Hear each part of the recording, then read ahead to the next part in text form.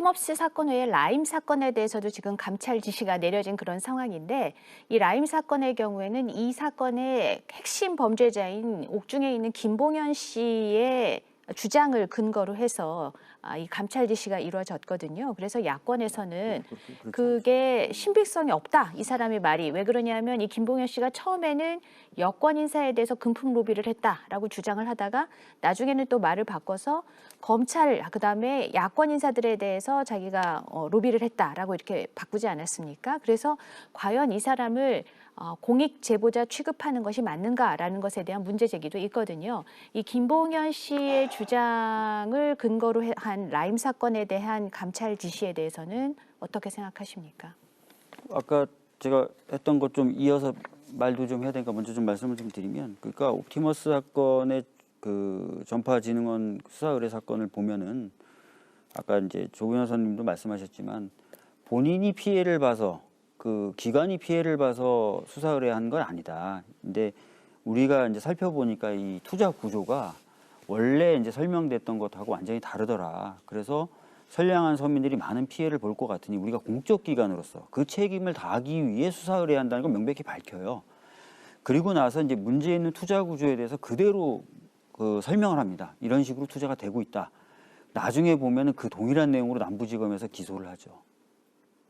그 당시 이제 성지건설이라고 하는 회사의 인수인계 과정이 그 수사 의뢰서에 있는 내용과 거의 똑같은 내용으로 이제 무자본 M&A다 뭐 이런 식으로 해가지고 기소가 됩니다. 그래서 이 과정이 굉장히 좀 이해가 안 되는 부분이 있고, 대검의 해명이나 이런 데 보면 뭐 여러 가지 이유를 드는데 참 이해 안 되는 부분이 굉장히 많아요. 그 중에 하나가 전파진흥원은 피해를 안 봤다라고 하는 부분을 계속 거론해요. 그래서 자기네들이 무혐의 처분했다고 하는데, 아까도 말씀드렸던 대로 수사 의뢰서 자체에 전파진흥원은 자신이 피해를 봐서 이 수사 의뢰를 하는 게 아니다라고 그 부분에 돼 있어요. 대해서는 우리 조상호 변호사께서 상세히 설명해 주셔서 그래서 그 얘기를 좀 드리고, 그래서 법무부 감찰이 필요하고, 그 다음에 대검하고 법무부가 공동으로 이제 감찰을 하니까 뭔가 좀 균형 잡힌 얘기가 나올 거고요. 한 번 더 정리해서 말씀드리면 이 감찰은 윤석열 총장을 감찰하라 이렇게 돼 있는 건 아니에요. 그 부분은 좀 명확히 할 필요 있을 것 같고요. 라임 관련돼서는 그 지금 이제 사회자께서 김봉현 씨 편지 때문에 감찰한 거 아니냐, 김봉현 씨 편지 때문에 수사 지휘한 거 아니냐, 김봉현 씨 주장을 주로 근거로 해서 이 감찰이 지시가 됐다고 알려져 있죠. 이미 이제 법무부 장관이 법사위에 출석해서도 얘기한 것처럼 그 편지만 가지고 수사 지휘를 한 건 아니다. 그 의혹이 제기되자 긴급하게 법무부 차원에서 강도 높은 감찰을 했고, 그래서 거기서 확인된 추가적인 사실이 있기 때문에 그것까지 같이 고려해서 판단을 한 것이다라고 이미 입장을 밝혔죠. 네. 네, 그러니까 아니, 괜찮습니다. 예, 그 우선 저도 일단 김봉현 진술의 신빙성 이런 부분은 사실은 지금 우리가 이게 마찬가지의 의미입니다. 팩트 체크가 필요하다라고 할 수 있다 하더라도 지금 모든 일이 비례의 원칙이 있지 않겠습니까? 그러니까 수사 지휘라는 것을 하기 위해서는 어느 정도의 중한 고려가 있어야 된다라는 거죠. 그러니까 우리 헌정 역사상 몇 번 있지도 않은 수사 지휘인데요.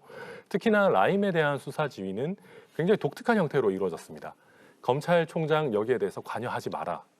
근데 이거는 굉장히 사실 수사 지휘의 범위를 넘어선 거 아니냐는 위법 논란이 있을 정도로 굉장히 이례적인 일이거든요.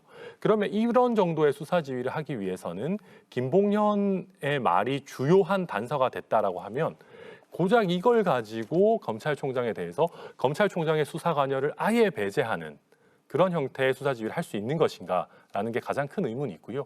여기서 이어서 말씀드리자면 어떻게 보면 법무부 장관께서는 검찰총장을 좀 무력화하거나 검찰총장을 패싱하려고 하시는 부분들이 많이 보이는 것이, 아까 이제 우리 김성태 전 의원님 말씀하신 그 대검 감찰 부분에서도 지금 법무부와 대검이 합동 감찰을 하시겠다라고 하는데, 그 부분에 대해서 대검 감찰 조직은 명확하게 검찰총장의 지휘를 받는 조직인데, 여기에 대해서 검찰총장에 대한 어떤 검찰총장과의 협의 없이 법무부에서 같이 합동 감찰을 하겠다.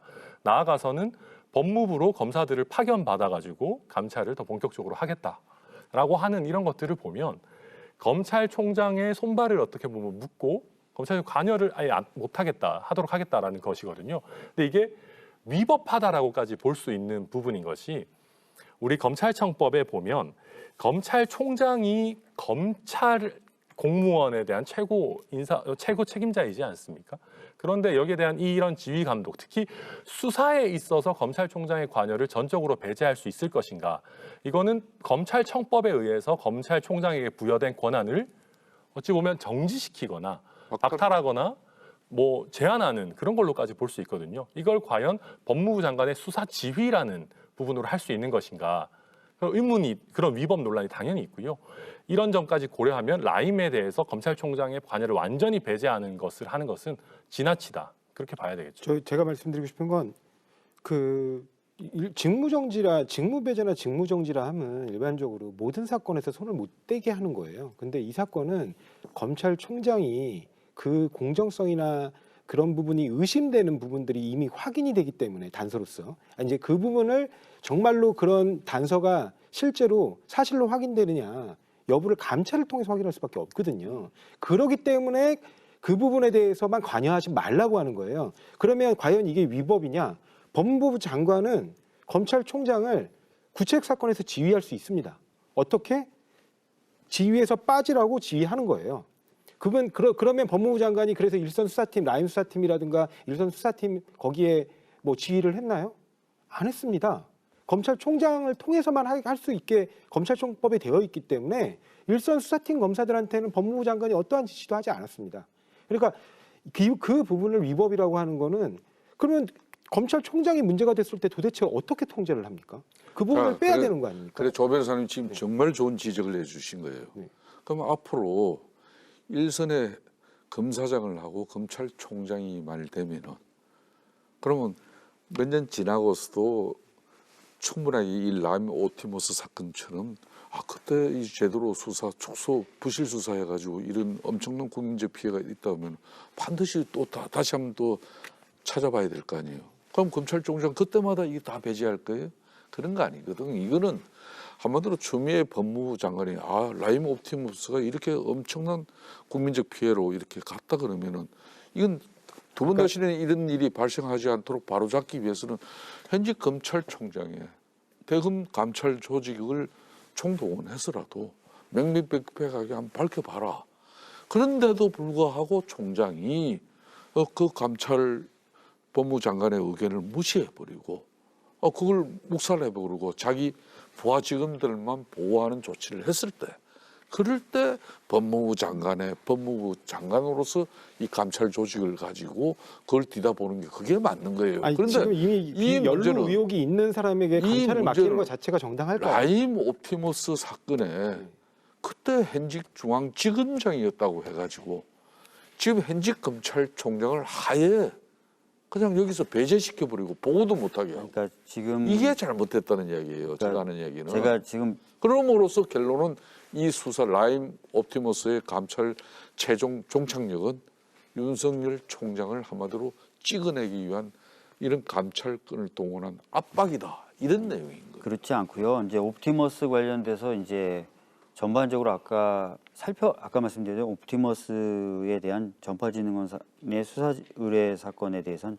전반적으로 살펴보라고 한 거지 윤석열을 이렇게 그럼 총장을 배제 안 해야죠. 왜 총장한테 보고도 못하게 하고 그 지검장 또는 현 윤석열 총장을 찍어서 이제 감찰하라고 한 건 아니고요. 그 다음에 의혹 중에 하나가 이 사건이 이제 무혐의 처분된 배경에 그 윤석열 그 당시 서울중앙지검장하고 김유철 지금 원주지검장 그 다음에 옵티머스의 당시 A 변호사가 인적으로 뭔가 관계가 있는 것 아니냐라는 의혹도 있어서 그러면은 연루됐다는 의혹이 있으면 조 변호사님 말씀대로 그 사람을 넣어서 또는 그 사람이 주도해서 이렇게 감찰하기는 어렵지 않습니까? 그러니까 그 부분이 있다는 거고요. 라임 관련돼서도 사실 비슷한 그 양상이에요. 우선은 라임 관련된 수사팀을 짜기 위해서 최초의 수사팀을 짜기 위해서 4명의 검사가 이제 남부지검으로 파견되지 않습니까? 그 4명의 검사가 파견되는 과정이 어떻게 됐느냐 이건 좀 더 밝혀질 필요가 있는데 지금 보도들을 보면은 그 당시에 윤석열 총장이 이제 4명을 보냈다는 거 아니에요, 그죠? 그리고 김봉현이라는 사람의 편지의 뭐 진실성이나 정확성은 더 검증은 돼봐야 되겠지만 그 파견된 검사 중에도 뭔가 좀 연관이 있는 것 아니에요? 이런 언급들이 나온다는 거 아닙니까? 그러니까 이런 관여성, 이런 부분이 있는 거고 또 아까 말씀드렸던 대로 라임 관련돼서 야당 정치인에 대해서는 통상적 그리고 정상적 프로세스와 달리 반부패 부장이라든지 반부패 수사 지휘과장 등 대검 간부들에게 전혀 안 알려진 채로 오직 윤석열 총장에게만 보고되고 여당 정치인에 대해서는 정상적으로 보고가 되고 보도가 되고 이런 부분에 있어서도 뭔가 좀 정치적 편향성이 있지 않았냐는 의심을 지금 총장이 받고 있는 거잖아요. 그러면 이렇게 좀 관여됐다는 의혹을 받으면 그 관여됐다고 의혹을 받는 사람이 주도해서 뭔가를 밝힌다. 그러면 사실 그 결과에 대해서 많은 국민들이 흔쾌히 아 그렇겠구나라고 그러니까 듣기가 좀 어렵겠죠. 박주민 최고위원이 네. 그렇게 처음부터 그런 법무부 추미애 장관이 바로 그런 입장을 가지고 그래서 우리는 법무부에 이렇게 감찰을 본인이 지시했다 이렇게 나가야 되는데 그게 아니고 그냥 추정하는 거예요. 그 추정이 합리적인 추정인지 모르지만은 희대의 금융사기꾼 김봉현의 옥중 서신에서 비롯된 거예요. 그 이후에 법무부의 감찰반이 3일 동안 구치소에 있는 김봉현을 감찰하면서 거기에서 얻은 정보 그걸 가지고 한 거예요. 그럼 내가 이 납득이 되자는 게 지금 대체로 서울중앙지검장 이성윤 지검장은 지금 추미애 법무장관이 상당히 신임한 검사장이지 않습니까? 그렇기 때문에 중앙지검장을 지난번 연임시킨 것이고요. 그렇다면은 그 중앙지검장이 옵티머스 사건을 지금 수사 지휘하고 있어요. 예?